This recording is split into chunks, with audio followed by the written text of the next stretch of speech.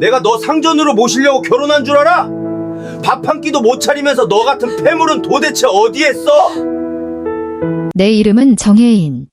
한때는 결혼이 인생의 안식처가 될 거라 믿었다. 결혼 1년 차, 시어머니는 음식이 짜다며 친척들이 보는 앞에서 요리가 담긴 접시를 통째로 쓰레기통에 처박았다. 결혼 2년 차, 설날에 친정에 3일 머물렀다는 이유로 시어머니는 만나는 사람마다 며느리가 머리가 굵어져서 불효를 저지른다고 떠들고 다녔다. 결혼 3년 차, 내가 40도의 고열로 끓고 있을 때 남편은 내 뺨을 올려붙였다. 이유는 단 하나, 시어머니의 밥상을 차리지 않았기 때문이었다. 나는 소란을 피우지 않았다. 그저 조용히 이혼 서류에 도장을 찍었을 뿐. 시어머니는 양손을 허리에 얹고 돌아서는 내 등 뒤에다 대고 악을 썼다. 가. 당장 나가. 우리가 너 같은 거 아쉬워할 줄 알아? 너 없으면 이 집안이 더 잘 돌아갈 거야. 그녀가 모르는 사실이 하나 있다. 지금 그녀가 살고 있는 그 아파트, 내가 산 거다. 그녀가 매달 꼬박꼬박 받고 있는 정부 지원금 명목의 생활비, 내가 익명으로 보낸 거다.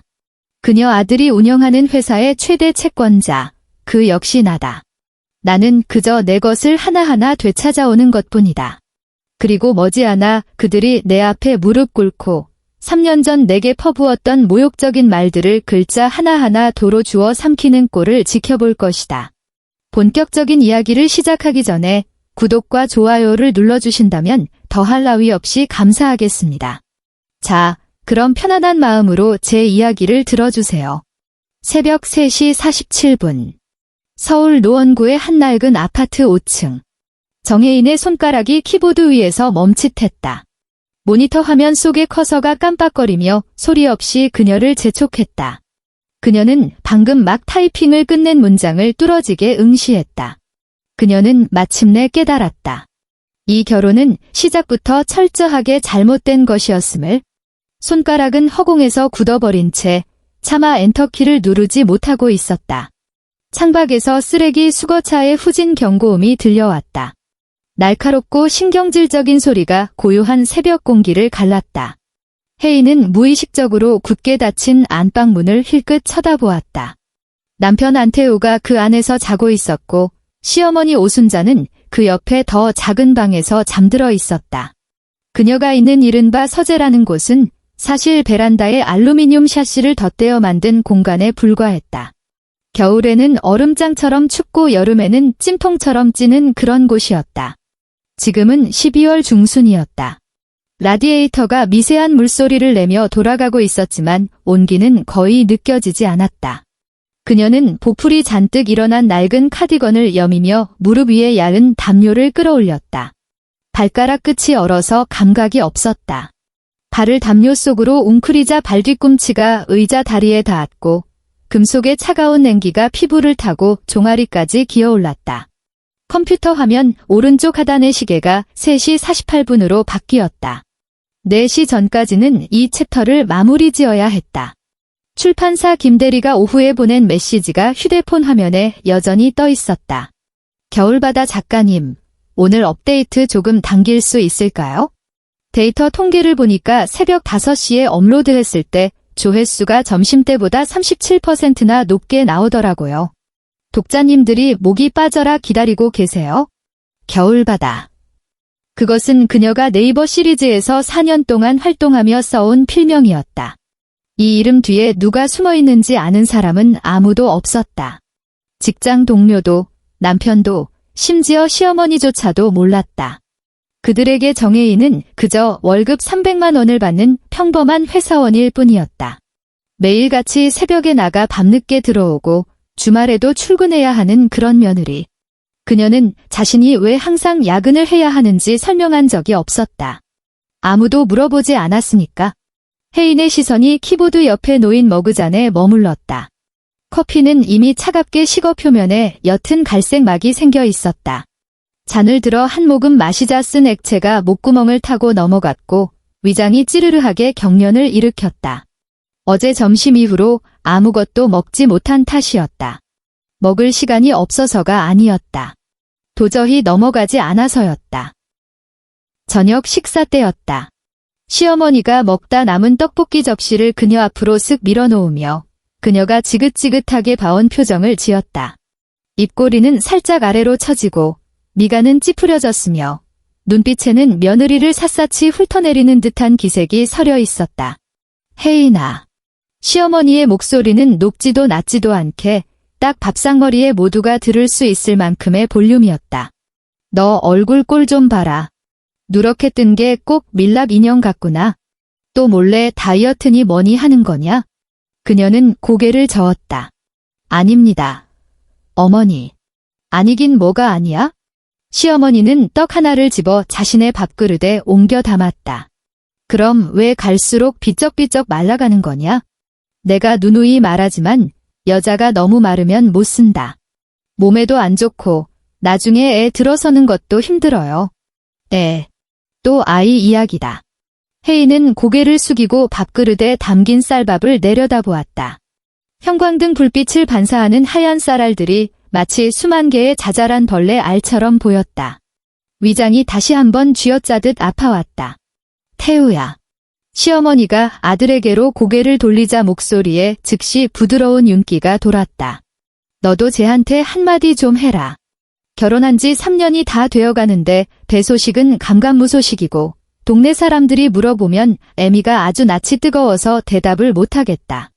안태우는 밥을 입안 가득 쑤셔 넣다 말고 고개를 들어 혜인을 쳐다보았다. 그 눈빛에는 어떠한 온도도 없었다. 엄마, 그만 좀 하세요. 그가 씹던 밥알이 섞인 웅얼거리는 소리로 말했다. 이 사람 바빠요. 바쁘다. 고작 그 한마디였다. 아내가 회사 일이 힘들어서 그래요 라거나 저희가 알아서 할게요 라는 말 따위는 없었다. 그저 귀찮다는 듯 내뱉은 바빠요가 전부였다. 시어머니가 코웃음을 쳤다.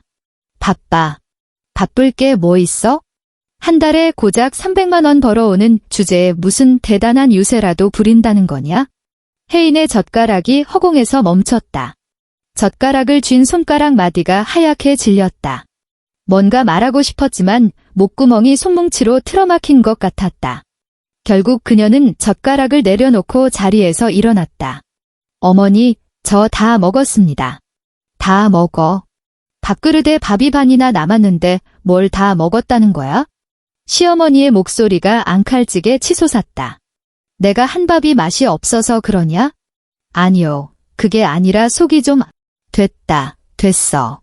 안태우가 마치 파리를 쫓듯 손을 휘휘 저었다. 먹기 싫으면 말라지. 왜 밥상머리에서 분위기 잡고 그래? 혜인은 멍하니 서서 남편이 다시 고개를 쳐박고 밥을 먹는 모습과 시어머니가 여전히 탐탁지 않은 눈으로 자신을 노려보는 광경을 지켜보았다. 주방의 형광등이 미세하게 웅웅거렸고 냉장고 모터가 갑자기 둔탁한 소음을 내며 돌아가기 시작했다. 마치 거대한 벌레가 벽 안에서 꿈틀거리는 소리 같았다. 그녀는 등을 돌려 베란다를 개조한 서재로 들어와 문을 닫았다. 그게 6시간 전의 일이었다. 현재 시각 새벽 3시 52분. 그녀는 마침내 마지막 줄을 끝냈다. 손가락이 저장 버튼을 누르고 이어서 업로드 버튼을 눌렀다. 시스템 알림창이 떴다. 파일 업로드 중입니다.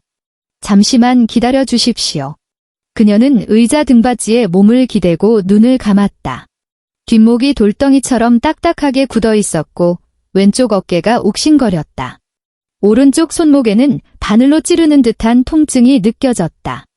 의사는 손목 터널증 후군이라며 컴퓨터 사용을 줄이라고 했다. 컴퓨터 사용을 줄이라니? 그녀가 쓴웃음을 지었다. 내가 컴퓨터를 하지 않았으면 이 집안은 진작에 길바닥에 나앉았을 텐데. 띠링. 경쾌한 알림음과 함께 시스템 메시지가 떴다. 업로드가 성공적으로 완료되었습니다. 그녀는 관리자 페이지를 열어 데이터를 확인했다. 최신화의 유료 구독자 수가 이미 8만 명을 돌파해 있었고 댓글창에는 눈송이처럼 새로운 글들이 쏟아지고 있었다. 겨울바다 작가님 필력 미쳤다. 여주인공 드디어 각성하나요? 제발 부탁인데 저 쓰레기 같은 남편 좀 죽여주세요. 결혼 생활 묘사가 소름 끼칠 정도로 리얼해요. 작가님 혹시 실화인가요? 그녀는 마지막 댓글을 한참 동안 응시했다. 실화냐고. 그녀는 뭐라 대답해야 할지 알 수 없었다. 오전 6시 30분, 알람 소리에 혜인은 서재의 접이식 의자에서 화들짝 놀랐겠다. 목이 기괴한 각도로 꺾여 있었고 왼쪽 몸이 완전히 마비된 것처럼 저려왔다. 그녀는 신음하며 몸을 일으켜 눈을 비볐다. 창밖은 여전히 잿빛이었다. 12월의 서울은 해가 늦게 떴다. 휴대폰을 확인했다. 6시 31분. 읽지 않은 메시지가 5개, 2개는 김대리에게서, 3개는 회사의 업무 단톡방에서 온 것이었다. 김대리의 메시지는 새벽 5시 12분에 와 있었다. 작가님, 반응 터졌어요. 실시간 랭킹 3위예요. 5시 37분에 온 두 번째 메시지. 유료 구독 9만 돌파입니다. 축하드려요. 혜인은 답장을 하지 않았다. 휴대폰을 주머니에 찔러 넣고 자리에서 일어나자 무릎 관절에서 뚝 하는 소리가 났다. 베란다 유리문에는 뿌옇게 성에가 끼어 있었다. 손바닥으로 문질러 닦아내자 회백색 하늘과 멀리 빽빽하게 들어찬 아파트 단지가 보였다. 노원구의 오래된 주택가. 모든 건물이 똑같이 생긴 회색 외벽에 녹슨 방범창을 달고 있었고 베란다마다 알록달록한 빨래들이 널려 있었다. 이곳이 그녀가 3년 동안 갇혀 지낸 감옥이었다. 베란다 문을 열고 거실로 나갔다.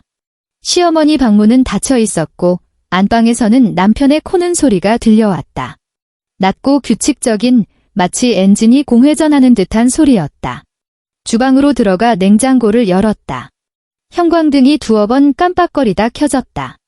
냉동실에는 냉동 만두 몇 봉지가 굴러다녔고 냉장실에는 시들어서 축 늘어진 배추 반 포기, 단무지 2팩, 랩으로 대충 싸놓은 두부 한 모, 그리고 유통기한이 3일 지난 우유가 구석에 처박혀 있었다. 배추와 두부를 꺼내고 찬장에서 어제 먹다 남은 찬밥을 찾았다. 된장찌개. 그래, 된장찌개 한 냄비 끓이고 계란말이 좀 하면 되겠지. 수돗물을 틀어 배추를 씻고 도마 위에 올렸다. 식칼을 쥐고 배추를 썰기 시작하자 사각사각하는 소리가 났다. 마치 배추가 가늘게 한숨을 쉬는 소리 같았다. 끼익. 시어머니의 방문이 열렸다. 혜인의 등 근육이 조건 반사적으로 팽팽하게 긴장했다. 칼질하던 손이 멈칫했다. 복도를 걸어 나오는 발소리. 슬리퍼가 바닥을 끌며 나는 칙칙 소리. 시어머니는 걸음걸이가 무거워서 발을 디딜 때마다 마룻바닥이 미세하게 울렸다. 아침부터 뭘 그리 달그락거리니? 등 뒤에서 잠기운 섞인 탁한 목소리가 날아왔다. 아침 준비하고 있습니다. 어머니. 혜인은 뒤돌아보지 않고 칼질을 계속했다. 된장찌개냐? 시어머니가 다가와 냄비 안을 기웃거렸다. 두부는 또 왜 이리 적게 넣었어? 넌 음식이 아깝니? 아니면 돈이 아깝니? 냉장고에 남은 게 이것뿐이라서요. 어머니? 그럼 사오면 될 거 아니야. 시어머니의 목소리 톤이 반 옥타브 올라갔다. 시장 가면 널린 게 두부인데 넌 새벽같이 일어나서 뭐 하니? 맨날 그놈의 베란다 구석에 처박혀서 꼼지락대기나 하고. 애미가 뭐 좀 시키려고 하면 핑계만 대지? 혜인의 손이 잠시 멈췄다가 다시 움직였다. 배추가 칼날 아래서 일정한 간격으로 썰려나갔다. 퇴근길에 사오겠습니다, 어머니. 퇴근길. 그럼 그게 몇이야? 나랑 태우는 점심에 뭐 먹고? 손가락 빨고 있으라는 거냐? 시어머니가 식탁 의자를 거칠게 빼내어 털썩 주저앉았다. 의자 다리가 바닥을 긁는 소름 끼치는 소리가 났다. 너 며느리 노릇 그렇게 하는 거 아니다. 우리 태우가 너 데려올 때 손에 물 한 방울 안 묻히고 살게 해주려고 데려온 줄 아니? 혜인은 대답하지 않았다. 썰어놓은 배추를 냄비에 넣고 두부도 깍둑 썰기해서 넣었다. 된장을 크게 한술 떠서 푼 다음 휘휘 저었다. 가스불이 확 타오르며 냄비 밑바닥을 핥았다. 내 말 듣고 있는 거냐? 시어머니가 쏘아붙였다. 듣고 있습니다. 듣고 있으면 대답을 해야지. 어른이 말하는데 입국 다물고 있으면 다야? 시어머니가 의자에서 벌떡 일어나 그녀의 등 뒤로 다가왔다. 내가 말이다. 정혜인 너 우리 집에 시집 왔다고 해서 다 된 밥이라고 생각하면 오산이다. 우리 안씨 집안이 재벌가는 아니어도 뼈대 있는 집안이야. 너 하나 편하게 먹고 놀라고 며느리 들인 거 아니라고. 냄비 속에 물이 끓기 시작하며 보글보글 거품을 뱉어냈다. 그 소리가 시어머니의 잔소리를 조금이나마 덮어주었다. 혜인은 끓어오르는 거품을 내려다보았다. 뜨거운 물 속에서 배추와 두부가 위아래로 요동쳤다. 마치 이곳에서 탈출하려고 발버둥 치는 것처럼. 저기 옆 동네 최씨네 며느리 좀 봐라. 그 집 며느리는 새벽 5시에 일어나서 시부모 아침상 차리고 시장 봐서 냉장고 채워놓고 집안 청소까지 싹 해놓고 출근한단다. 걔 월급이 200만 원도 안 된다는데 그래도 힘들다는 소리 한 번 안 한다더라. 혜인은 국자로 국물을 조금 떠서 간을 보았다. 너는 뭐냐? 퇴근하고 오면 베란다 쥐구멍으로 쏙 들어가서 문 걸어 잠그고 밥 먹으라고 불러도 대답도 없고 거기서 대체 뭘 하는 거냐? 하루 종일 컴퓨터나 두들기면서 채팅질이나 하는 거지?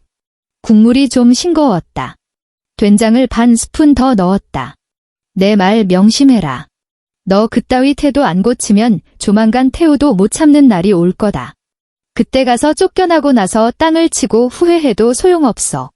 냄비에서 피어오르는 증기 때문에 눈이 시큰거렸다. 혜인은 눈을 깜빡여 눈가에 고인 물기를 말렸다. 다 됐습니다. 어머니. 그녀는 몸을 돌려 된장찌개 뚝배기를 식탁 위에 올려놓았다. 먼저 드세요. 태우 씨 깨우고 오겠습니다. 시어머니는 입을 달싹거리며 뭔가 더 쏘아붙이려다 말고 입을 다물었다. 혜인은 주방을 나와 좁은 복도를 지나 안방 문을 열었다. 방 안은 어두컴컴했고 커튼이 쳐져 있었다. 땀 냄새와 기름 냄새, 그리고 희미한 담배 냄새가 섞인 퀴퀴한 공기가 훅 끼쳐왔다. 안태우는 이불을 걷어차고 모로 누워 자고 있었다. 늘어진 흰색 러닝셔츠 바람으로 드러난 팔에 털이 무성했다. 입을 반쯤 벌리고 자는 바람에 베개 한쪽이 침으로 축축하게 젖어 있었다. 태우 씨. 혜인이 작게 불렀다. 일어나야죠. 반응이 없었다. 여보. 조금 더 크게 불렀다. 남자가 뒤척이며 웅얼거리더니 다시 코를 골았다. 혜인은 침대맡에 서서 남편의 옆얼굴을 내려다보았다. 3년 동안 봐온 얼굴이었다. 결혼 전에는 이 얼굴이 꽤 잘생겼다고 생각했었다. 짙은 눈썹에 높은 콧대, 강인해 보이는 턱선. 그때 그는 그녀를 열렬히 쫓아다녔다. 매일 회사 앞으로 데리러 오고 주말이면 한강둔치에 데려가 야경을 보여주며 약속했었다. 나중에 강남에 번듯한 아파트 한 채 사서 매일 저녁 한강 노을을 보게 해주겠노라고. 3년이 지났다. 그들은 노원구의 낡은 아파트에 살고 있고 창밖으로 보이는 건 앞동의 회색 콘크리트 벽뿐이었다. 한강은 여기서 지하철로 3번을 갈아타야 갈 수 있었다. 안태우. 그녀가 목소리를 높였다. 아, 진짜. 안태우가 번쩍 눈을 뜨며 짜증스럽게 소리쳤다. 아침부터 왜 소리를 지르고 난리야. 7시예요. 회사 안 가요? 7시. 그가 침대 협탁 위에 전자시계를 곁눈질하더니 표정이 조금 누그러졌다. 알았어. 나가 있어? 혜인이 몸을 돌려나가려는데 등 뒤에서 남편의 목소리가 들렸다. 아침은 차려놨어요. 뭐 했는데? 된장찌개. 잠시 침묵이 흘렀다. 또 된장찌개야? 좀 다른 것 좀 없나? 문고리를 잡은 혜인의 손에 힘이 들어갔다. 냉장고에 재료가 그것밖에 없었어요. 그럼 미리미리 좀 사다 놓지? 토씨 하나 안 틀리고 시어머니와 똑같은 말이었다. 그녀는 눈을 질끈 감았다가 깊은 숨을 내쉬고는 조용히 문을 닫았다. 회사는 종로에 있었다. 노원구 집에서 지하철로 1시간 15분이 걸렸다. 혜인은 매일 아침 7시 30분에 집을 나서서 2번의 환승을 거쳐 콩나물시루 같은 전철 안에서 이리 치이고 저리 치이다가 9시 정각에 회사에 도착해 지문을 찍었다. 오늘은 수요일이었다. 지하철에는 평소보다 사람이 더 많았다. 그녀는 출입문 구석에 끼어 한 손으로는 손잡이를, 다른 한 손으로는 핸드백을 사수했다. 가방 안에는 노트북과 충전기, 그리고 누런 크라프트지로 싼 아이디어 노트가 들어 있었다. 옆에 서 있는 양복 입은 중년 남자가 스마트폰으로 연예 뉴스를 보고 있었다. 화면에 기사 제목이 스쳐 지나갔다. 네이버 시리즈 인기 작가 겨울바다 신작 대박 행진 1일 유료 매출 1억 돌파. 혜인은 고개를 돌려버렸다. 겨울바다라는 이름은 마치 다른 차원에 사는 타인 같았다. 수십만 독자를 올리고 웃기며 가상의 캐릭터를 위해 사람들이 밤새 토론하게 만드는 작가. 하지만 그건 정혜인이 아니었다. 정혜인은 월급 300만 원을 받는 평범한 회사원, 왕복 2시간 반을 지하철에서 보내고 퇴근하면 시어머니의 잔소리와 남편의 무관심을 견뎌야 하는 며느리일 뿐이었다. 정혜인에게는 비밀도 꿈도 자아도 없었다. 적어도 남들 눈에는 그랬다. 이번 역은 안내 방송이 흘러나왔다. 그녀는 인파에 휩쓸려 승강장으로 밀려나왔다. 점심시간, 혜인은 탕비실 구석에 쪼그리고 앉아 도시락을 까먹고 있었다. 아침에 급하게 싼 탓에 식은 밥반 공기에 단무지 몇 조각이 전부였다. 혜인 대리님, 식당 안 가세요? 후배 직원 박지은이 커피를 들고 들어오다 맞은편에 앉았다. 생각이 별로 없어서. 혜인은 도시락 뚜껑을 덮었다. 지은 씨는 점심 안 먹어? 방금 먹고 왔죠? 지은이 커피를 홀짝이며 목소리를 낮췄다. 대리님, 그거 아세요? 오늘 인터넷 난리 난 소설 있잖아요. 잿더미 속의 장미라고 보셨어요? 혜인의 손이 멈칫했다. 그녀의 신작 제목이었다. 아니, 못 봤는데. 무슨 내용인데? 시월드한테 구박받던 며느리가 복수하는 내용인데 진짜 리얼해요. 여주인공이 시어머니한테 뺨 맞는 장면 보는데 제가 다 열받아서 밥이 안 넘어가더라니까요. 지은의 눈이 반짝거렸다. 작가 필명이 겨울바다인데 엄청 유명하대요. 작품 하나 낼 때마다 판권료만 수십억씩 번다던데. 그래. 혜인은 덤덤하게 대답하며 가방을 챙겼다. 대리님도 꼭 한번 보세요. 제 생각엔 작가님이 100% 경험담 쓴 것 같아요. 안 그러면 그렇게 디테일할 수가 없거든요. 그 집 시댁 식구들이 이 소설 보면 기절초풍할거려? 혜인은 대꾸하지 않고 자리에서 일어났다. 나 화장실 좀 다녀올게. 화장실 칸 안. 변기 뚜껑을 덮고 앉은 혜인은 휴대폰으로 작가 페이지 관리자 앱을 켰다. 숫자들이 실시간으로 춤을 추고 있었다. 유료 구독 12만 7,843명. 좋아요 52,109개. 댓글 8,741개. 후원금 6,328만 원. 그녀는 마지막 숫자를 뚫어지게 바라보았다. 6,328만 원. 오늘 하루 동안 들어온 후원금 액수였다. 여기에 저작권료 선인세, 유료 보기 정산금, 광고 수익까지 합치면 이번 달 수입만 이미 2억 원을 넘기고 있었다. 2억 원. 그녀의 남편이 5년 동안 숨만 쉬고 일해도 못 모을 돈이었다. 그녀는 앱을 끄고 다른 은행 앱을 실행했다. 전라남도의 한 지방은행. 결혼 전 그녀의 이름과 본적지로 개설해둔 비밀 계좌였다. 잔액 43억 7,182만 원. 43억 원이 넘는 돈. 그녀가 지난 4년 동안 피를 말려가며 쓴 소설들의 판권료, 드라마화 계약금, 그리고 인세가 고스란히 모여있는 그녀의 진짜 자산이었다. 이 돈의 존재를 아는 사람은 아무도 없었다. 숨기려 했던 게 아니다. 그 누구도 그녀에게 관심을 갖지 않았기 때문이다. 안태우는 아내의 월급 통장을 들여다볼 생각조차 안 했고 당연히 그녀가 한 달에 300만 원만 버는 줄 알았다. 시어머니 오순자에게 혜인은 그저 부모 없이 자라 배운 것 없는 고아 며느리일 뿐이었다. 고아. 그 단어는 처음 들었을 때 비수처럼 가슴에 꽂혔고 지금은 흉터가 되어 박혀 있었다. 결혼 첫 해 추석이었다. 시어머니는 친척들이 모인 자리에서 웃으며 말했다. 우리 태우가 심성이 고와서 부모도 없고 가진 것도 없는 고아 데려다가 걷어준 거야? 쟤는 우리 집안에 평생 감사하며 살아야 해. 친척들이 모두 웃었다. 안태우도 따라 웃었다. 오직 혜인만이 고개를 숙인 채 손톱이 살을 파고들도록 주먹을 쥐고 있었다. 그녀는 15살의 교통사고로 부모님을 잃고 삼촌 밑에서 자랐다. 장학금을 놓치지 않으려 악착같이 공부했고 대학 졸업 후에는 밤잠을 줄여가며 글을 썼다. 수없는 불면의 밤을 지새우며 키보드를 두드렸고 마침내 독자들이 그녀의 이야기에 지갑을 열기 시작했다. 그녀는 불쌍한 고아가 아니었다. 스스로의 힘으로 운명을 개척해온 생존자였다. 하지만 그 집구석에서 그녀의 진짜 모습을 아는 사람은 아무도 없었다. 똑똑. 누군가 화장실 문을 두드렸다. 안에 누구 계세요? 혜인은 물을 내리고 문을 열고 나갔다. 세면대 거울에 비친 여자는 초췌했다. 눈밑은 퀭했고 광대뼈가 도드라져 보였으며 입술은 터서 껍질이 일어났다. 31의 나이였지만 거울 속의 여자는 40이 넘어 보였다. 그날은 유독 추웠던 겨울 아침이었다. 혜인은 새벽 4시가 넘어서야 잠자리에 들 수 있었다.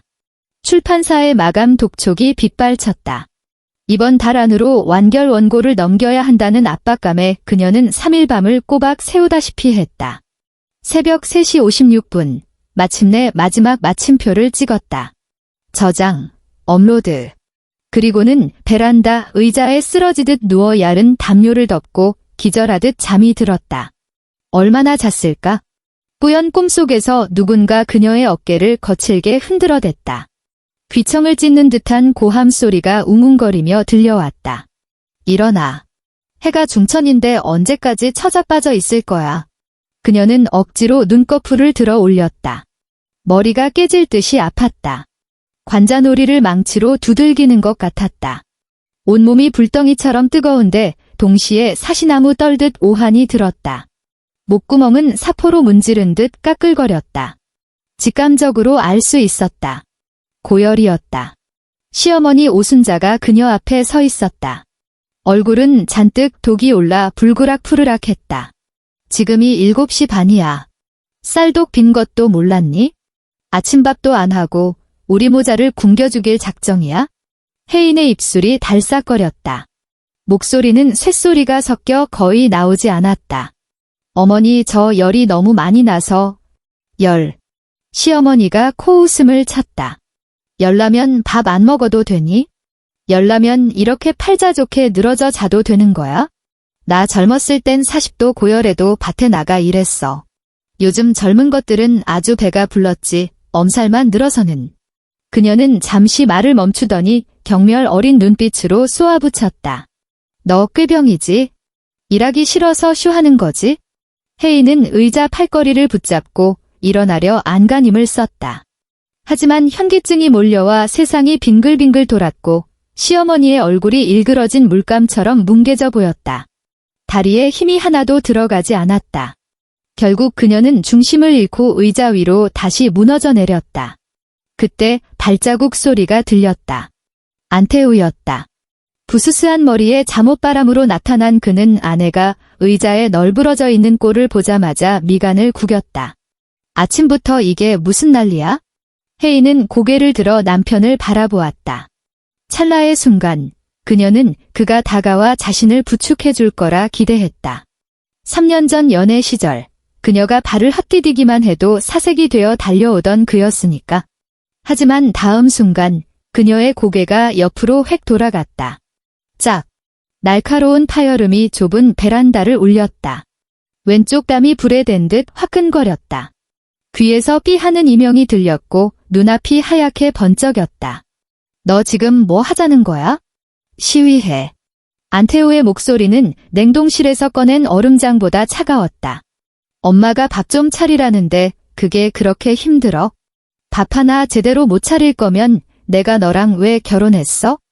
혜인은 떨리는 손으로 뺨을 감싸쥐고 남편을 올려다보았다. 몸이 덜덜 떨렸다. 열 때문이 아니었다. 뼛속 깊은 곳에서부터 차오르는 한기 때문이었다. 고개를 돌리자 문틀에 기대선 시어머니가 팔짱을 낀 채 입꼬리를 비죽 올리고 있었다. 마치 재미있는 구경거리를 본다는 듯한 눈빛. 태우 씨. 그녀의 목소리는 애원하듯 갈라져 나왔다. 나 진짜 아파 열이. 아파. 안태우가 비소했다. 아프면 병원을 쳐가든가? 여기서 끙끙대고 있으면 누가 밥 떠먹여줘? 나랑 엄마 밥 기다리는 거 안 보여? 그는 획 몸을 돌려 베란다를 나갔다. 시어머니도 혀를 차며 그 뒤를 따랐다. 쯧쯧, 재수가 없으려니까. 문이 닫혔다. 베란다에는 다시 정적만이 남았다. 멀리서 들려오는 자동차 소음과 윗집에 물 내리는 소리뿐. 혜인은 의자에 웅크리고 앉아 욱신거리는 뺨을 만졌다. 손가락 사이로 뜨거운 눈물이 배어나왔다. 서러움도 분노도 아니었다. 기이한 공허함이었다. 가슴속 어딘가에서 무언가가 와장창 깨져 가루가 되어 흩어지는 느낌이었다. 얼마나 그렇게 앉아 있었을까? 10분, 30분. 마침내 그녀는 비틀거하며 일어났다. 의자 위에 널브러진 담요를 반듯하게 개어놓고 베란다 문을 열었다. 거실은 텅 비어 있었다. 시어머니는 어디론가 마실을 나갔고 남편은 다시 잠을 자러 들어간 모양이었다. 주방 싱크대에서 물방울 떨어지는 소리만이 똑똑 하고 규칙적으로 들려왔다. 그녀는 현관으로 가서 신발을 구겨 신었다. 휴대폰 하나만 손에 쥔 채 이 지갑도 열쇠도 챙기지 않았다. 얇은 잠옷 위에 낡은 카디건 하나 걸친 채로 그녀는 문을 열고 나갔다. 12월의 칼바람이 그녀를 덮쳤다. 혜인은 어디로 가는지도 모른 채 걷고 또 걸었다. 지나가는 사람들이 힐끔거렸다. 잠옷바람에 머리는 산발을 하고 얼굴은 창백한 여자가 넋이 나간 채 걸어가고 있었으니까 정신 나간 여자라고 생각했을 것이다. 이가 딱딱 부딪히고 온몸이 사시나무 떨듯했지만 추위는 느껴지지 않았다. 아니, 아무런 감각이 없었다. 그저 기계처럼 다리를 움직였다. 골목을 지나고 횡단보도를 건넜다. 초록색 십자가 간판이 눈에 들어왔다. 약국이었다. 문을 열고 들어가자 훈훈한 공기가 훅 끼쳐왔다. 그제야 오한이 밀려왔다. 세상에, 손님. 괜찮으세요? 약사가 카운터 너머에서 그녀를 보고 기겁을 했다. 얼굴이 백지장이에요. 잠깐만요. 체온 좀 잴게요. 혜인은 저항하지 않았다. 약사가 비접촉 체온계를 이마에 갖다 대자 삑 소리가 났다. 40.2도요. 손님, 지금 당장 응급실 가셔야 해요. 이건 위험해요. 혜인은 고개를 저었다. 아니요, 그냥 해열제만 주세요. 하지만 해열제요. 제일 센 걸로. 그녀가 말했다. 약사는 안절부절 못하다가 결국 약 상자 하나를 꺼내 놓았다. 15,000원입니다. 혜인은 떨리는 손으로 휴대폰을 꺼내 결제 앱을 켰다. 화면이 켜지면서 잔액이 눈에 들어왔다. 43억 7,182만 원. 그녀는 그 숫자를 내려다보며 피식 웃었다. 감정이 거세된 서늘하고 건조한 웃음이었다. 손님, 약사가 걱정스럽게 불렀다. 괜찮아요. 그녀는 단말기에 휴대폰을 갖다 댔다. 아주 괜찮아요. 띠링. 결제 완료음이 울렸다. 그녀는 약을 집어들고 약국을 나섰다. 다시 거리의 소음과 추위가 그녀를 에워쌌다. 하지만 그녀의 마음속은 폭풍이 지나간 바다처럼 고요했다. 모든 파도가 가라앉고 남은 죽음 같은 정적. 그녀는 횡단보도 앞에 서서 분주하게 오가는 사람들과 차들을 바라보았다. 이곳은 서울. 그녀가 31년을 살아온 도시. 한때는 이곳에 내 집이 있고 내 가족이 있다고 믿었다. 하지만 이제야 알았다. 그녀에게 집 따위는 애초에 없었다는 것을. 일주일 후. 서초구 법조타운의 한 고층 빌딩 17층. 법무법인 지정. 혜인은 짙은 회색 정장 차림이었다. 머리는 단정하게 빗어 올려 묶었고 옅은 화장을 했다. 일주일 전 잠옷바람으로 거리를 헤매던 그 여자와는 딴판이었다. 눈빛은 차분하고 또렷했다. 정혜인님, 이쪽으로 앉으시죠. 젊은 변호사가 회의실로 그녀를 안내했다. 잠시 후 40대 중반의 대표 변호사 김정민이 서류 뭉치를 들고 들어왔다. 금태 안경 너머로 예리한 눈빛이 번뜩였다. 반갑습니다. 정혜인님, 김정민 변호사입니다. 혜인이 가볍게 목례했다. 안녕하세요, 변호사님. 제 상황은 대충 들으셨죠? 네, 보내주신 자료는 검토했습니다만. 김 변호사는 자리에 앉아 서류를 넘기기 시작했다. 처음에는 의례적인 미소를 띠고 있던 그의 표정이 점점 굳어지더니 이내 경악으로 변해갔다. 이 아파트 매매 계약서 말입니다. 그가 고개를 들었다. 지금 시어머니 명의로 된 그 아파트, 정혜인 님이 전액 현금으로 매수하신 겁니까? 네, 맞습니다. 대출도 없이 전액 현금이요? 네, 3년 전 일이죠. 남편이 어머니 명의로 집 한 채 해드리고 싶어 했는데 가진 돈이 없어서 쩔쩔매더라고요. 그래서 제가 제 돈으로 사서 어머니 명의로 돌려드렸습니다. 혜인의 목소리는 건조했다. 김 변호사가 침을 꿀꺽 삼켰다. 남편분은 이 사실을 아십니까? 모릅니다. 그럼 시어머니는요? 당연히 모르죠. 혜인이 엷게 미소 지었다. 부동산 중개인 통해서 남편이 회사 보너스랑 대출 끌어모아 사드리는 거라고 전했으니까요. 김 변호사는 믿기 힘들다는 듯 안경을 고쳐 썼다. 다음 페이지 이 대출 보증서요.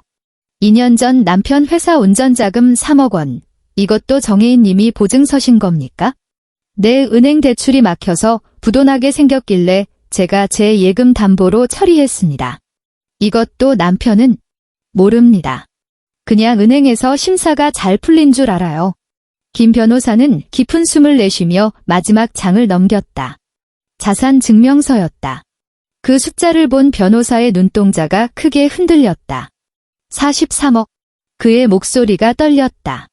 정혜인님, 개인 자산이 43억 원이 넘으시네요. 네. 실례지만 왜 가족들에게 이 사실을 숨기셨습니까? 혜인은 잠시 침묵했다. 시선이 통유리창 밖으로 향했다. 서초동의 마천루들이 햇살을 받아 번쩍이고 있었고 멀리 한강 위로 유람선이 느릿하게 지나가고 있었다. 아무도 물어보지 않았으니까요. 그녀가 말했다. 그 사람들은 저를 그저 월급 300만 원짜리 평범한 직장인, 부모 없는 고아, 운 좋게 시집 온 며느리로만 생각했거든요. 저에 대해 알려고 한 적이 한 번도 없었어요. 그녀는 고개를 돌려 김 변호사를 바라보았다. 그러니 저도 굳이 말할 필요가 없었죠. 회의실에는 긴 침묵이 흘렀다. 마침내 김 변호사가 입을 열었다. 그럼 정혜인님, 지금 저를 찾아오신 목적은 이혼 합의서 작성을 부탁드립니다. 혜인의 목소리는 오늘의 날씨를 이야기하듯 평온했다. 그리고 그 3억 원 대출에 대한 보증 철회 절차도 준비해 주세요. 김 변호사는 고개를 끄덕이며 안경을 고쳐 썼다. 알겠습니다. 재산 분할 문제는? 분할은 필요 없습니다. 혜인이 그의 말을 잘랐다. 애초에 그 사람들 물건은 단 하나도 가져올 생각이 없으니까요. 그들 명의로 된 자산들 어차피 다 제가 해준 겁니다. 저는 이제 제 것을 도로 가져오려는 것뿐이에요. 김 변호사는 잠시 멍하니 있다가 이내 고개를 끄덕였다. 알겠습니다. 정혜인님, 최대한 빨리 합의서를 작성해서 영업일 기준 3일 내로 확인 요청드리겠습니다. 혜인은 자리에서 일어나 그에게 악수를 청했다. 한 가지 더 부탁드릴 게 있습니다. 변호사님. 그녀가 말했다. 남편과 시어머니에게 정식으로 통보하기 전까지 제 개인 자산 규모에 대해서는 비밀로 해주십시오. 그들이 도장에 서명하기 전까지는 아무것도 모르길 바랍니다. 김 변호사가 고개를 끄덕였다. 그건 저희의 직업 윤리입니다. 걱정 마십시오. 감사합니다. 혜인은 문 쪽으로 몸을 돌리다 말고 문득 생각난 듯 멈춰섰다. 참, 변호사님. 그녀가 뒤를 돌아보며 입꼬리를 살짝 올렸다.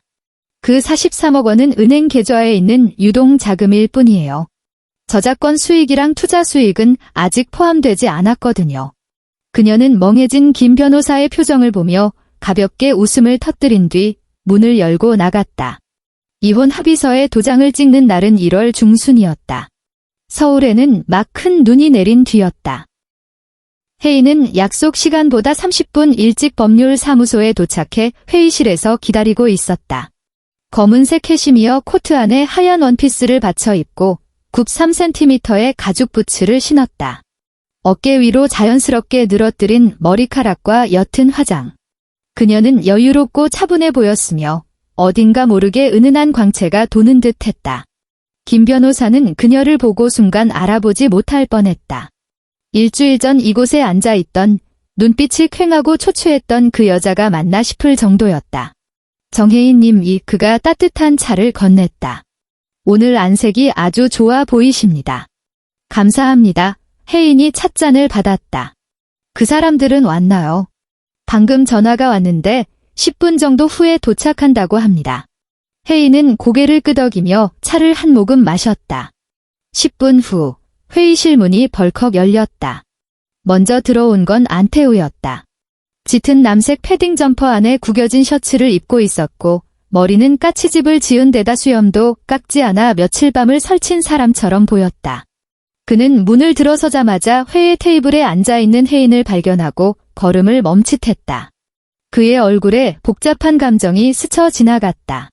놀라움, 당혹감, 그리고 말로 설명할 수 없는 어색함 같은 것들이었다. 그 뒤를 이어 시어머니 오순자가 들어왔다. 그녀는 아들 뒤를 바짝 쫓아 기세등등하게 들이닥치더니 투도 벗지 않은 채 곧장 혜인에게로 돌진했다. 정혜인, 너 정말 머리가 굵어졌구나. 그녀의 목소리는 날카롭고 찢어지는 듯했다. 마치 사포로 유리를 긁는 소리 같았다. 우리 안씨 집안이 널 3년이나 먹여 살렸는데 은혜를 원수로 갚아? 혜인은 고개를 들어 그녀를 바라보았다. 그 눈빛은 기이할 정도로 고요했다. 분노도, 억울함도, 그 어떤 감정의 동요도 없었다. 마치 유리창 밖에서 파닥거리는 날벌레를 보는 듯한 눈이었다. 어머니. 그녀가 입을 열었다. 더 하실 말씀 있으신가요? 오순자는 멈칫했다. 혜인이 이런 눈으로 사람을 보는 건 처음이었다. 며느리가 시어머니를 보는 눈빛이 아니었다. 심지어 상사가 부하 직원을 보는 눈빛도 아니었다. 그것은 철저한 타인, 자신과는 아무런 상관도 없는 낯선 사람을 보는 듯한 완벽한 거리두기였다. 너 태도가 그게 뭐야? 오순자의 목소리가 앙칼지게 치솟았다. 이혼하면 내가 뭐라도 될 줄 알아? 내가 말해두는데 이혼 도장 찍는 순간 이 집에서 10원 한 푼 못 가져갈 줄 알아라. 필요 없습니다. 혜인은 고개를 숙이고 테이블 위에 서명용 펜을 집어들었다. 저는 애초에 그쪽 돈은 한 푼도 바란 적 없으니까요. 그녀는 서류의 서명란에 자신의 이름을 적어 넣었다. 정, 혜, 인의 세 글자의 필체는 정갈했고 일말의 망설임도 없었다. 오순자는 눈을 동그랗게 떴다. 며느리가 이렇게 순순히 나올 줄은 예상하지 못한 눈치였다. 너 정말 그냥 찍는 거냐? 그녀의 목소리가 조금 떨렸다. 너 뭐 좀 달라고 악착같이 매달려야 하는 거 아니야? 뭘 달라고 매달려요? 혜인은 펜을 내려놓고 고개를 들어 그녀를 똑바로 응시했다. 제가 전액 현금으로 사서 어머니 명의로 돌려드린 그 아파트요? 아니면 제가 보증 서서 망해가는 회사 살려낸 그 대출금이요? 회의실의 공기가 순식간에 얼어붙었다. 안태우의 얼굴색이 변했다. 너 지금 뭐라고 했어? 그의 목소리가 덜덜 떨렸다. 아파트가 내가 산 거라고? 혜인은 대꾸하지 않았다. 그녀는 자리에서 일어나 가방을 챙기고 김 변호사를 향해 가볍게 목례했다. 변호사님, 나머지 절차는 부탁드리겠습니다. 걱정 마십시오, 정혜인님. 혜인은 몸을 돌려 출입구로 향했다.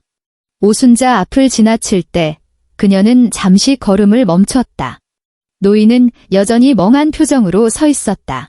얼굴 근육이 얼어붙은 것처럼 충격과 혼란, 그리고 믿을 수 없다는 기색이 뒤섞여 있었다.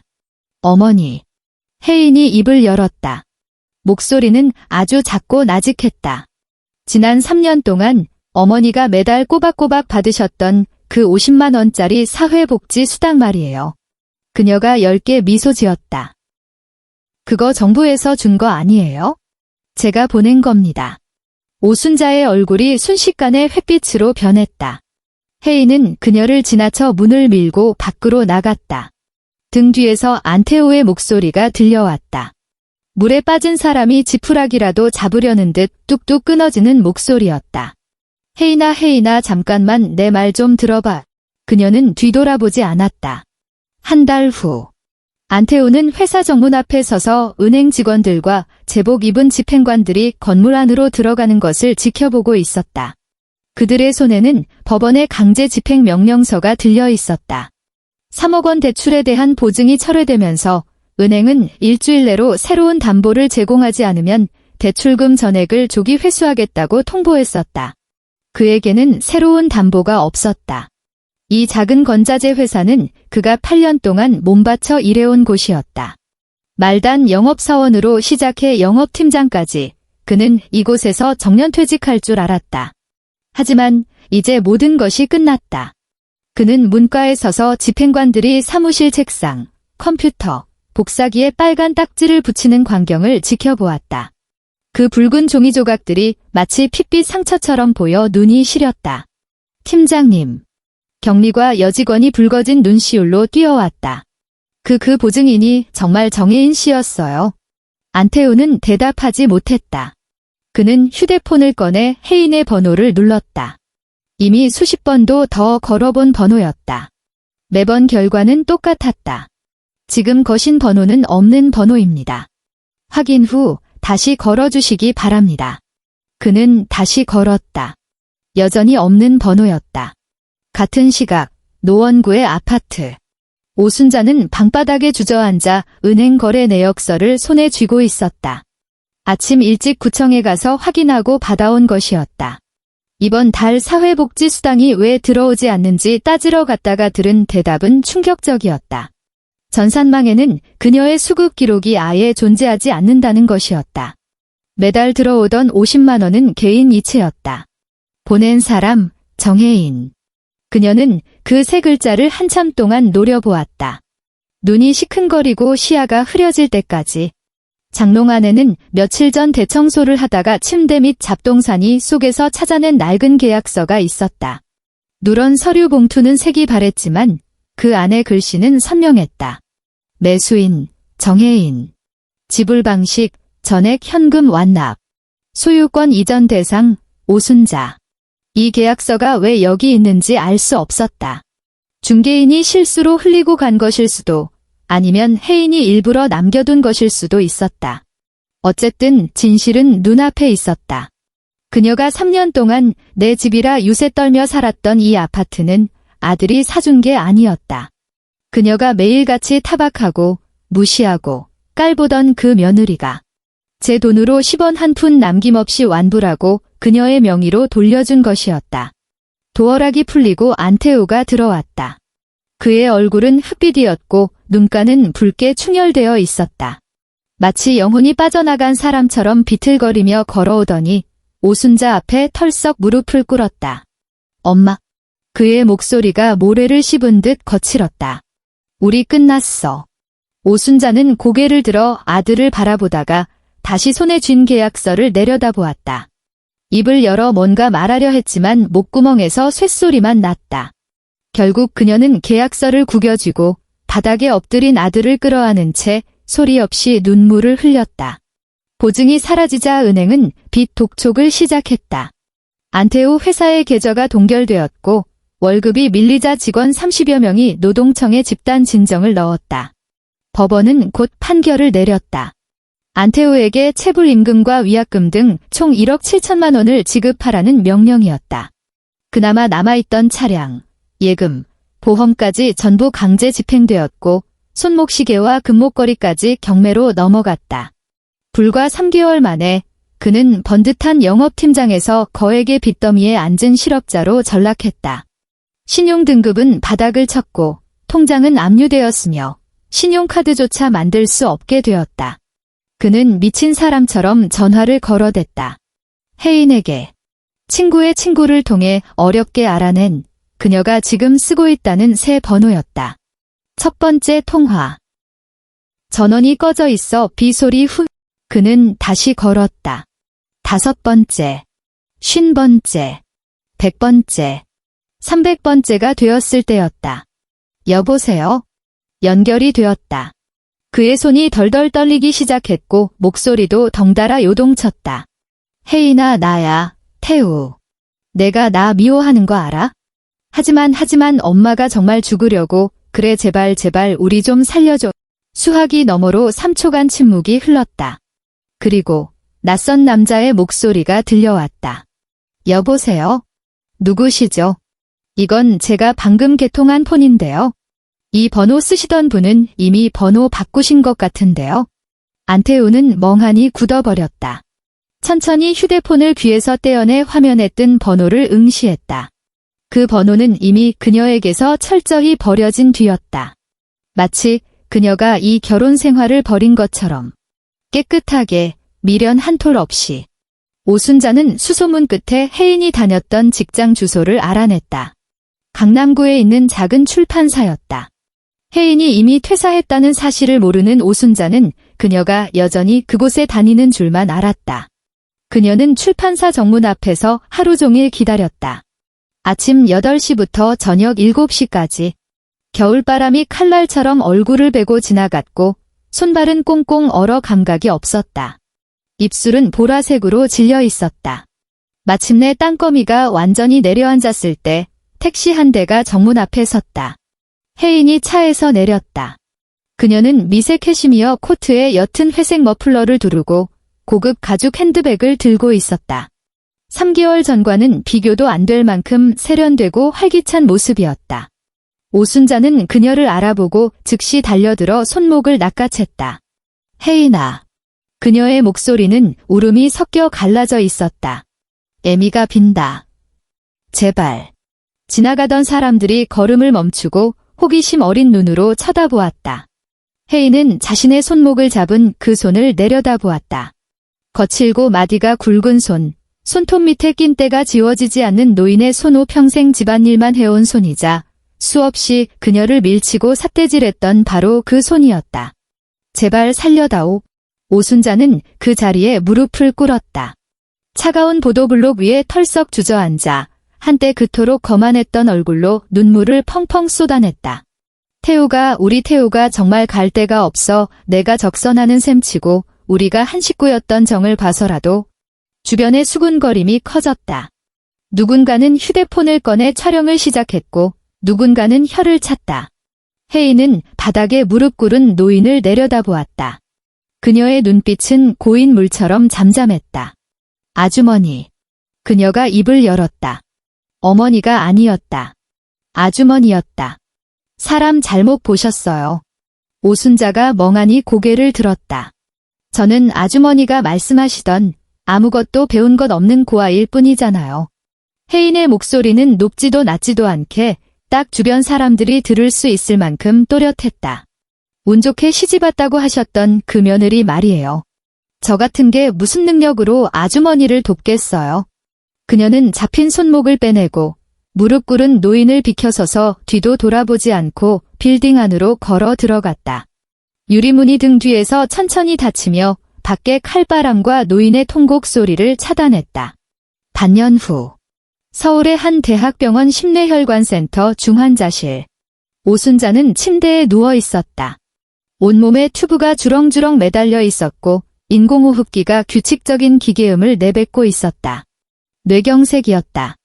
대동맥이 막히는 바람에 3시간에 걸친 대수술 끝에 겨우 목숨만 건졌다. 안태우는 병실 밖 대기 의자에 앉아 있었다. 수염은 덥수룩하고 옷은 꼬질꼬질했다. 영혼이 빠져나간 껍데기 같았다. 수술비, 중환자실 입원비, 앞으로 들어갈 재활 비용까지 합치면 최소 8천만 원은 필요했다. 그에게는 돈이 없었다. 그는 병원 앞에서 일주일 동안 피켓을 들고 모금 운동을 했다. 지나가는 사람들은 대부분 힐끔 보고 지나쳤고 가끔 마음 약한 아주머니들이 10,000원짜리 몇 장을 상자에 넣어줄 뿐이었다. 일주일 동안 모은 돈은 고작 73만 원이었다. 그는 어머니가 이대로 죽을 거라고 생각했다. 그런데 오늘 오후 원무과 직원이 그를 찾아왔다. 안태우 씨, 어머님 병원비가 전액 완납되었습니다. 그는 멍하니 되물었다. 네. 어떤 익명의 후원자가 방금 병원 계좌로 8천만 원을 입금하셨어요. 오순자 환자 지정 기탁금으로요. 안태우의 머릿속이 하얗게 비었다. 누가 보낸 겁니까? 직원은 입금 전표를 확인했다. 이름은 밝히지 않으셨고 계좌도 비공개 처리되어서 저희도 알 수가 없습니다. 안태호는 자리에서 일어나려다 다리가 풀려 비틀거렸다. 그는 직감했다. 누구인지. 이 타이밍에 8천만 원이라는 거금을 내놓을 사람은 세상에 단 한 명뿐이었다. 그는 복도 끝으로 비틀비틀 걸어가다가 결국 차가운 바닥에 무릎을 꿇었다. 눈물이 걷잡을 수 없이 쏟아졌다. 감동 때문이 아니었다. 공포였다. 자신들의 바닥까지 꿰뚫어 보고 있으면서 미워할 가치조차 없다는 듯 행동하는 그녀에 대한 원초적인 두려움이었다. 그녀는 이미 떠났고 법적으로 남남이 되었음에도 어둠 속에서 그들의 일거수일투족을 지켜보고 있었다. 그녀가 병원비를 낸 건 용서해서가 아니었다. 불쌍해서도 아니었다. 그저 그럴 수 있기 때문이었다. 그녀는 언제든 그들을 살릴 수도 있고 언제든 죽게 내버려 둘 수도 있는 능력을 가졌다. 그리고 그들은 그 앞에서 아무것도 할 수 없는 무력한 존재일 뿐이었다. 부산 해운대. 혜인은 새 아파트의 통유리창 앞에 서서 먼 바다를 바라보고 있었다. 수면 위로 햇살이 부서져 내려 마치 금가루를 뿌려놓은 듯 반짝였다. 갈매기들이 파도 소리에 섞여 끼룩거리며 하늘을 날았다. 이 아파트는 3개월 전 그녀가 산 곳이었다. 가명을 썼고 전액 현금이었다. 바다가 정면으로 보이고 햇살이 잘 드는 40평형 아파트. 오로지 그녀 혼자만을 위한 공간이었다. 그녀는 서울 생활을 정리하고 전업 작가가 되었다. 매일 새벽 5시에 일어나 커피를 내리고 베란다에 앉아 일출을 보았다. 오전에는 글을 쓰고 오후에는 해변을 산책했으며 밤에는 파도 소리를 자장가 삼아 잠들었다. 네이버에 연재 중인 그녀의 7번째 소설은 재벌가에서 핍박받던 며느리의 화려한 복수극을 다루고 있었다.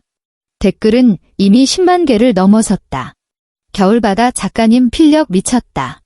여주인공 사이다 복수 너무 통쾌해요. 고구마 하나도 없이 팩폭 날리는 거 진짜 대박. 결혼 생활 묘사가 너무 리얼한데 작가님 본인 경험담 아니에요? 그녀는 마지막 댓글을 보며 입꼬리를 살짝 올렸다. 답글창에 손가락을 올렸다가 잠시 망설이더니 이내 거두었다. 굳이 대답할 필요 없는 질문들도 있는 법이니까? 이사짐을 정리하다가 상자 밑바닥에서 사진 한 장이 나왔다. 3년 전의 웨딩 사진이었다. 사진 속 안태호는 행복한 표정으로 한 손은 그녀의 허리를 감고 다른 한 손으로는 V자를 그리고 있었다. 그녀는 수줍게 웃으며 그의 어깨에 머리를 기대고 있었다. 여느 신혼부부와 다를 것 없는 모습이었다. 그녀는 한참 동안 사진을 응시했다. 그리고는 망설임 없이 문서 3단기에 사진을 집어넣었다. 징하는 기계음과 함께 날카로운 칼날이 사진을 잘게 썰어버렸다. 한때의 맹세, 기대, 그리고 자기 기만까지. 모든 것이 국수 가닥 같은 종이 쪼가리가 되어 쓰레기통으로 떨어졌다. 그녀는 3단기를 끄고 쓰레기 봉투를 묶어 현관 앞 쓰레기통에 처박았다. 그리고 거실로 돌아와 다시 글을 쓰기 시작했다. 어느 오후, 혜인은 해변가 카페에서 원고를 쓰고 있었다. 창가 자리에 앉아 노트북 자판을 두드리는 그녀의 손등 위로 따스한 햇살이 내려앉았다. 창밖은 온통 푸른 바다였다. 실례합니다. 여기 자리 있나요? 옆에서 누군가의 목소리가 들렸다. 고개를 들자 하얀 셔츠를 입은 남자가 의자 옆에 서 있었다. 30 초반쯤 되어 보이는 훤칠한 키에 은퇴 안경을 쓴 남자였다. 손에는 책 한 권과 아이스 아메리카노가 들려 있었다. 깔끔한 이목구비의 입가에는 옅은 미소가 걸려 있었고 눈빛은 선하고 따뜻했다. 아니요, 비었어요. 혜인이 말했다. 남자는 고개를 끄덕이고 맞은편에 앉았다. 그가 책을 펼쳤다. 표지에 잿더미 속의 장미라고 적힌 소설책이었다. 그는 책을 읽으려다 말고 무심코 그녀의 모니터 쪽으로 시선을 돌렸다. 작가님이신가 봐요. 그가 물었다. 혜인의 손가락이 멈칫했다. 어떻게 아셨어요? 아, 별건 아니고요. 남자가 멋쩍게 웃으며 들고 있던 책을 가리켰다. 제가 요즘 겨울바다라는 작가님 연재를 따라가고 있는데 타자 치시는 속도가 딱 프로 작가 같으셔서요. 혜인은 잠시 멍하니 글을 보다가 피식 웃음을 터뜨렸다. 공교롭네요. 그녀가 말했다. 그거 제가 쓴 건데. 남자의 눈이 순식간에 커졌다. 그것은 불순물 하나 없는 순수한 기쁨이었다. 마치 크리스마스 선물을 받은 아이처럼 혹은 망망대해에서 오랜 친구를 만난 사람처럼 눈동자가 반짝거렸다. 정말요. 그가 상체를 앞으로 기울였다. 안경 너머의 눈이 별처럼 빛났다. 저 꿈꾸는 거 아니죠? 진짜 겨울바다 작가님을 만난 거예요? 혜인은 그의 반응이 재미있어 웃었다. 네, 진짜예요. 그런데 남성분이 이런 장르 소설을 읽으시는 건 드문데. 아, 그게 남자가 쑥스러운 듯 머리를 극적였다. 제가 드라마 작가거든요. 복수극 소재를 연구하다가 친구가 추천해줘서 읽게 됐는데 멈출 수가 없더라고요. 그는 잠시 말을 멈추더니 진지한 눈빛으로 말했다. 특히 여주인공 심리 묘사가 정말 섬세했어요. 겉으로는 참고 있지만 속으로는 누구보다 냉철하게 상황을 보고 있잖아요. 저는 그게 진짜 강인함이라고 생각했거든요. 혜인은 말없이 그를 바라보았다. 그녀는 시선을 내려 모니터 화면을 보았다. 방금 쓰고 있던 챕터는 여주인공이 남편을 떠나 홀로 바다 여행을 온 장면이었다. 햇살은 따뜻하고 바람은 부드러웠다. 그녀는 모래사장에 서서 비로소 자유가 무엇인지 느끼고 있었다. 고마워요, 그녀가 말했다. 남자가 고개를 갸웃했다. 뭐가요? 그녀가 강하다고 말해줘서요. 혜인이 고개를 들어 옅게 미소 지었다.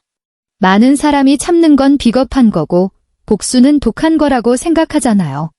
하지만 사실은 진창 속에 그렇게 오래 있었으면서도 어떻게 걸어 나와야 하는지 잊지 않았다는 게 제일 어려운 거니까요. 남자는 잠시 침묵했다. 그리고 손을 내밀었다. 임준호입니다. 그가 말했다. 프리랜서 작가예요. 만나서 반갑습니다. 혜인은 그 손을 잠시 바라보다가 마주 잡았다. 정혜인입니다. 그녀가 말했다. 프리랜서 소설가예요. 반가워요. 맞잡은 두 손에서 기분 좋은 온기가 느껴졌다. 창밖에서는 파도가 갯바위에 부딪히며 규칙적인 리듬을 만들어내고 있었다. 부산의 늦은 오후, 바닷바람이 짭조름한 냄새를 싣고 불어왔다. 혜인은 아파트 베란다에 서서 석양이 바다를 황금빛으로 물들이는 광경을 지켜보고 있었다. 구름은 엎질러진 물감처럼 주황색, 보라색, 금색으로 층층이 번져나가며 한 폭의 유화 같은 풍경을 만들어냈다. 띠링. 휴대폰이 울렸다. 편집자 김대리의 메시지였다. 작가님. 대박 소식. 신작 드라마화 판권 계약됐어요. 방송사에서 사갔습니다. 남주인공 캐스팅 회의가 다음 주에 있는데 참석 가능하세요? 혜인은 웃는 이모티콘 하나를 답장으로 보냈다. 그리고 휴대폰을 난간에 내려놓고 다시 바다를 보았다. 멀리서 갈매기 울음소리가 파도 소리에 섞여 들려왔다. 해가 수평선 너머로 잠기며 세상은 부드러운 저녁 빛으로 물들었다. 문득 그 겨울의 아침이 떠올랐다. 그 칙칙했던 아파트, 얼음장 같았던 뺨 때리는 소리, 바닥에 무릎 꿇고 통곡하던 노인. 새벽 서너 시까지 키보드를 두드리던 밤들, 시어머니의 잔소리에 파묻혀 삼켜야 했던 침묵들, 화장실에 숨어 소리 없이 울던 순간들. 마치 전생의 일처럼 아득하게 느껴졌다. 그녀는 깊게 숨을 들이마셨다. 바닷바람이 폐부 깊숙이 들어왔다. 안녕. 그녀가 나직하게 중얼거렸다. 누군가에게 하는 말이 아니었다. 과거의 자신에게 보내는 작별 인사였다. 참고, 침묵하고 모든 억울함을 속으로만 사겼던 그 여자에게. 사랑은 희생이고 가족은 헌신이며 노력하면 언젠가 인정받을 거라 믿었던 미련한 자신에게. 이제 안녕. 지금부터 나는 오직 나를 위해 살 것이다. 2달 후. 드라마 잿더미 속의 장미 제작 발표회 현장. 혜인은 원작자 자격으로 행사에 참석했다. 옅은 하늘색 원피스를 입고 머리를 자연스럽게 푼 그녀는 은은한 메이크업으로 단장한 모습이었다. 기자들이 벌떼처럼 몰려들어 마이크와 카메라를 들이댔다. 정혜인 작가님. 이번 소설의 영감은 어디서 얻으셨나요? 여주인공에게 실제 모델이 있습니까? 현실의 시월드 문제에 대해 어떻게 생각하십니까? 혜인은 미소 지으며 하나하나 대답했다. 영감은 딩간 본성에 대한 관찰제에서 얻었다고 했고, 여주인공은 수많은 여성들의 경험이 투영된 인물이라고 했다. 그리고 이 이야기를 통해 소외된 목소리들이 세상 밖으로 나오길 바란다고 덧붙였다. 인터뷰가 끝나고 주차장으로 향할 때였다. 정 작가님. 등 뒤에서 익숙한 목소리가 들렸다. 돌아보니 임준호가 해바라기 한 다발을 들고 서 있었다. 크랭크인 축하해요. 그가 꽃을 건넸다. 혜인은 잠시 멍하니 있다가 꽃다발을 받아 들었다. 해바라기 꽃잎이 햇살을 받아 작은 태양처럼 빛났다. 고마워요. 임준호는 다정한 눈빛으로 그녀를 바라보았다. 작가님 아니, 혜인 씨, 그가 용기를 내는 듯 잠시 뜸을 들였다. 오늘 저녁에 시간 괜찮으면 같이 식사할까요? 혜인은 그를 바라보았다. 가슴속에서 묘한 감정이 피어올랐다. 심장이 쿵쾅거리는 격정적인 설렘은 아니었다. 잔잔한 파도가 밀려오듯 고요하고 따뜻한 기대감이었다. 그녀는 품에 안긴 해바라기를 내려다보다가 다시 고개를 들어 그를 보았다. 좋아요. 3년 후. 부산 해운대. 혜인은 베란다 의자에 앉아 핫초코가 담긴 머그잔을 들고 바다를 보고 있었다. 그녀의 배는 둥근 수박처럼 불러 있었다. 임신 7개월 차였다. 임준호가 거실에서 나오더니 깎아놓은 과일 접시를 그녀 옆 테이블에 조심스럽게 내려놓았다. 오늘 노을 진짜 예쁘다, 그가 말했다. 응. 편집자가 오늘 전화 왔더라. 당신 신작 예약 판매 벌써 100만 부 돌파했대. 응. 그리고 방송국에서 잿더미 속의 장미 시즌 2 기획 들어간다고 당신이 계속 자문 맡아줄 수 있냐고 묻던데. 응. 임준호가 그녀 쪽으로 몸을 숙여보래 쪽소리 나게 입을 맞췄다. 오늘따라 왜 긍밖에 안 해? 혜인이 웃음을 터뜨렸다. 행복해서 그래, 그녀가 말했다. 너무 행복하면 말이 필요 없잖아. 임준호도 따라 웃으며 그녀의 어깨를 감싸 안았다. 두 사람은 그렇게 서로에게 기대어 해가 수평선 아래로 가라앉는 모습을 지켜보았다. 구름은 붉은 금색으로 물들어 거대한 수채화처럼 펼쳐졌고 갈매기들은 낮게 날며 끼룩거렸다. 참, 임준호가 생각난 듯 말했다. 그 소식 들었어? 전 남편 이야기. 혜인의 눈꺼풀이 미세하게 떨렸다. 무슨 소식? 지금 노원구 쪽 편의점에서 아르바이트하고 있대. 어머니가 뇌졸중 후유증이 심해서 거동을 못하시나 봐에 퇴근하고 가서 병수 밟드느라 고생이 말이 아니라던데. 혜인은 잠시 침묵했다. 그 사람은 괜찮대. 빚더미에 앉아서 신용불량자 되고 아마 평생 고생할 팔자라던데. 혜인은 대답하지 않았다. 그녀는 자신의 손을 내려다보았다. 희고 부드러운 손톱에는 옅은 분홍색 매니큐어가 발라져 있었다. 3년 전, 이 손은 매일 설거지와 칼질로 트고 갈라져 있었고 손톱 밑에는 늘 기름때와 세제 냄새가 배어 있었다. 당신 혹시 동정심 들어? 임준호가 조심스럽게 물었다. 혜인은 고개를 저었다. 동정도 아니고 미움도 아니야, 그녀가 담담하게 말했다. 그냥 모든 게 다 끝났구나 하는 생각. 그녀는 고개를 들어 먼 바다를 응시했다. 그 결혼 생활은 아주 긴 악몽 같았어. 깨어나고 나서도 한참 동안은 그게 진짜 끝난 건지 믿기 힘들었거든. 임준호는 말없이 그녀를 더 단단히 끌어안았다. 근데 이제 혜인의 입가에 옅은 미소가 번졌다. 다시는 그 꿈을 꾸지 않을 거라는 걸 알아? 해가 완전히 바다 밑으로 사라지자 하늘은 짙은 남색으로 변했고 동쪽 하늘에서 첫 번째 별이 반짝이기 시작했다. 혜인은 눈을 감고 깊게 숨을 들이마셨다. 바다 냄새와 임준호의 따뜻한 채취가 섞여 들어왔다. 이게 행복이구나, 그녀는 생각했다. 불꽃처럼 타오르는 격정도 아니고 뼈에 사무치는 애증도 아닌 숨 쉬는 것처럼 자연스럽고 평온한 만족감. 34이 되어서야 비로소 알게 되었다. 진짜 사랑은 비굴해질 필요도, 참을 필요도, 나 자신을 숨길 필요도 없다는 것을. 사랑받는다는 건 있는 그대로의 내가 보여지고 소중히 여겨지는 것이라는 사실을. 다시 몇 년이 흘렀다. 서울의 한 방송국 대형 시상식장. 자, 올해의 최우수 각본상 수상자를 발표하겠습니다. 사회자가 봉투를 열고 이름을 외쳤다. 정혜인 작가.